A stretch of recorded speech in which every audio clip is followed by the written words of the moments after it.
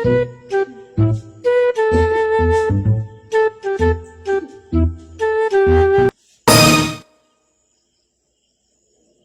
sa ka dati. Nagkataon. Kapit mga abong klase, no? Kanang, dito na ka sa sunod din, no? Yeah. Si mama ni mo, bright mo kag-English. Ay, bright kag English. Oo.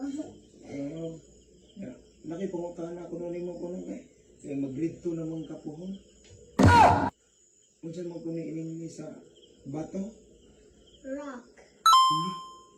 Maayo, hindi mo. Ikaduhang pangutana, kabaw ka, ha? Kung saan kuniinin ni sa sinila? Clothes. Hindi mo bulimuti. Ito na, ikatulong pangutana natin, magkalisod-lisod, higit kani kay nga to ba kung sige mo yung kuan di ba? Kabaw bitid ka. Kung sa may inilistay sa napulaan ako sa inyong mama. Oh no! May pamangutanan na lang kang mama pa kay Bright ito sa English. Ay, bright ito English yung mama. Anong kabaw man ka? Oo, okay na.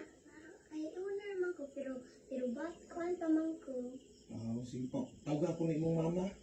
Ay, sabag mo, kay Nay, pangutana si Papa ni mo kuno ma. Ha? Ali, sagot. Saman.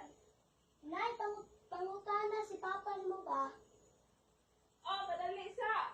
Oh. Isa man dyan. Nay, pangutana si Papa ni mo ba? Isa may pangutana. Ha? Pangutana sa bakit?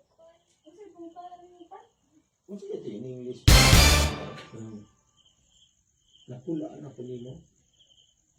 Ano ko nimo? Usa giingon ni mo sa? Napulaan na ka nako. Pagtaro. No, no, no, no.